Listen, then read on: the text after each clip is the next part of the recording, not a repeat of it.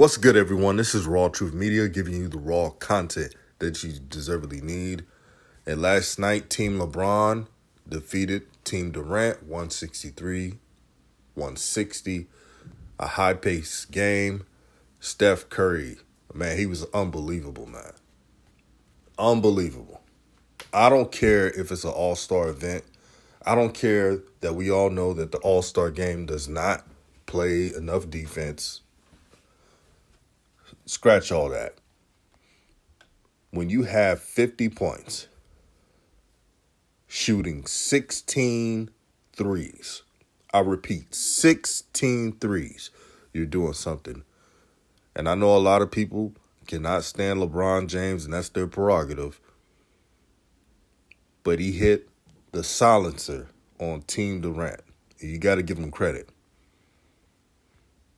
Also, the things that stood out to me, and I'm not trying to be rude, I'm just trying to be real. There's a reason why Wiggins and all the other players, there's a reason why they made the All-Star game for votes and not from coaches' votes, from fan votes. Anthony Edwards could have easily been an All-Star. He averaged more points than Andrew Wiggins. But hey, I guess he didn't get enough votes, but still, Anthony Edwards has a lot of potential, and I wouldn't be surprised in a couple of years in his career where he will be the leading scorer in the NBA. That's just what I think. Now to LaMelo. He fits the All-Star game. His play fits it. And LaMelo showed everyone, even the shines and haters, that there is no moment too big for him. LaMelo shot 7 for 11 from field goals, 4 for 8 from threes. He was efficient. He was active on defense. Him and DeJounte Murray, their game fits just like that. And I was thinking to myself, I would really like for them to play on the same team, whatever team it is, one of these days. It's like they've been playing on the same team for years. That's what it felt like. And DeJounte had him a good stat line. He shot the same field goals as LaMelo, 7 for 11, 17 points, 5 assists, and 5 rebounds. And the Spurs, if you're a Spurs fan, you do everything possible to keep DeJounte Murray. But he seems like he likes San Antonio. San Antonio is one of the most underrated places to live. To all my Texas natives, y'all know what I'm talking about. Good living out there, affordable place. It's not expensive. No high taxes. So there's a good chance they could keep him. But back to LaMelo Ball. The funny part is, as an all-star game, people were saying, well, LaMelo fans were going to be mad if he doesn't play 30-plus minutes. I didn't see not one LaMelo fan get disappointed. You want to know why? Because Eric Spoelstra is a great coach. He's earned everything he's won. He went from a film scout and then moved up into a coaching assistant, and then moved up to a main assistant, then moved up to a lead assistant, then moved up to a head coach. He has earned everything he's got. And when you listen to Eric Spoelstra on interviews and other articles, he loves LaMelo's game. He believes in him. It's sad. A coach who plays on a rival team, Miami Heat, is giving LaMelo more praise than the Charlotte Hornets. JB has never had that type of praise for LaMelo Ball. He may have complimented him here and there, but it's like subtle jabs. Like when LaMelo scored 38 points in one game and it was a victory, JB was psychoanalyzing the whole time talking about his passing, but would not talk about the 38 points. You know why? Because he don't want LaMelo to be LaMelo. It's pretty obvious. It don't take a rocket scientist to figure this out. JB will be like, oh, yeah, I like the way that LaMelo facilitated the offense, controlled the pace. He led our team in the fast break, skipping the points every time. Because he wants LaMelo to be a passive player. And that's not who LaMelo is. But I also want to bring up Michael Jordan. Shout out to Jordan.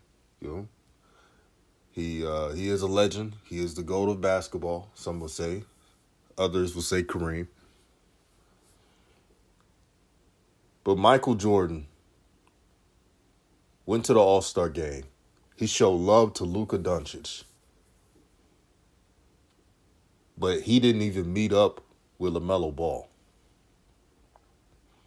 That was odd to me. I don't know if it's because of shoe brand, because of Luka is Jordan and LaMelo is Puma. But I thought it was very lame. I got to be very honest with you. I thought it was lame that you won't even show love to your own franchise player. And he will remember this, man. I mean, look at LaMelo's response to all this. And I'll chime in. It's real, just dope. What it means to you to have your boss here in the building when nobody knows that he's arriving to the All-Star weekend? What you say? What do you think to having the boss, Michael Jordan, here tonight? Oh, MJ came? Yeah. For sure. Oh, yeah, that's what's up. I ain't even see him, I ain't gonna lie. So, tell him myself what's up, though. Can you That expression says a lot. And Hornet fans, if you're listening, and I want you to listen closely, if you want LaMelo to stay as a Hornet, you must continue to demand that your organization, that the team treats LaMelo with respect. Respect like any other star player for their franchise. It's funny that the Hornets tried their damn best to turn LaMelo into a role player, pretty much. And it didn't work. Literally, LaMelo rose above the hate and the adversity that was towards him. Every time they had an obstacle, cutting his minutes off, not giving him the keys to the offense, sharing the ball a lot. And he still overcame it. And he's still on top. For the Hornets social media, this whole time during All-Star voting, you failed your star player in LaMelo Ball by retweeting 7 to 8 players on a Hornets roster because you didn't want to play favoritism. That's not how it goes. How it goes is you vote for your top 2 players, and sometimes 3 if your team is really that good. And most times 1 if you're not really that type of team that's winning. The Hornets did the opposite of that. I looked on social media the other day. We all know that Steph Curry is the undisputed MVP of the All-Star game. It's not even close. This Shine team said vote for LaMelo Ball as MVP of the All-Star game. Now, I'm a fan of LaMelo Ball. But after what Steph Curry has done, come on, every team, every fan needed to vote for Steph Curry. It's common sense. Now, I understand a LaMelo fan doing it, right? We all understand that. If a LaMelo fan is voting for LaMelo, hey, they're fans of LaMelo no matter what. That's what they do. But to the Hornets social media team, why didn't you do that when LaMelo really needed the support? all of a sudden, oh, yeah, he's at the All-Star game. We're going to vote for him in. Come on, man. This team is so backwards, it's not even funny. And I remember before the season when I said that the Hornets at best could be a 9th seed playing spot, I received so much flack. And I didn't mind it because I think all opinions are welcome. I didn't want to be right, but here we are. Atlanta, they're number 10, but they're winning more games. And the Hornets have been on a long losing streak. And really the losing streak is simple. They don't have enough big men. They're undersized as a team. They have no team identity whatsoever. They let every veteran player do what they want. I look at a team like Minnesota. When you look at Minnesota, even though Karl Anthony Towns is that dude, the leadership and the keys to the team goes through Anthony Edwards. And everybody knows it. The coach knows it. The coach lets each player on that team know that Anthony Edwards, it's his franchise. There's no arguing. There's no beef. There's no just pettiness. None of that. Why can't that happen with the Hornets? It's because of selfishness. And it's not just James Borrego. It's management as well. Speaking of management, Michael Jordan. I got to be real with you, brother. Phenomenal talent. But as an owner, you got to do better as an owner. First off, he missed the top 75 NBA players gala earlier in that day of the All-Star game. And I get it. He's a billionaire. He's got a lot of dough. He's doing a lot of things. But to attend a NASCAR event before meeting with everybody else, come on, brother. And then show up late because you're MJ. Then again, he is a billionaire. You know how billionaires are. You can't really tell them much. You know, they do what they want to do, and that's fine. But not to even acknowledge LaMelo and just didn't even do any media run to big up his franchise player. I think that would have meant a lot to him to say, hey, man, I'm proud of LaMelo. I'm proud of what he's doing with my franchise. Selling out jerseys every game. He's been a focal point of our team. Something. But he ran around and hugged and shook hands with everybody else except for LaMelo. I don't want to hear anything. Oh, DJ, you're just trying to make nothing into something. I'm telling you what I see. You heard the interview from LaMelo. He was surprised that MJ was here? Wow. I'm sure he's heard that MJ was there. But I truly believe once he heard that MJ was there and that he didn't even say hi to him or nothing, he's like, oh, boy. You know what it is. You know, it is what it is when you get in those situations. He's the boss. So, but overall, I just thought that should have been handled better.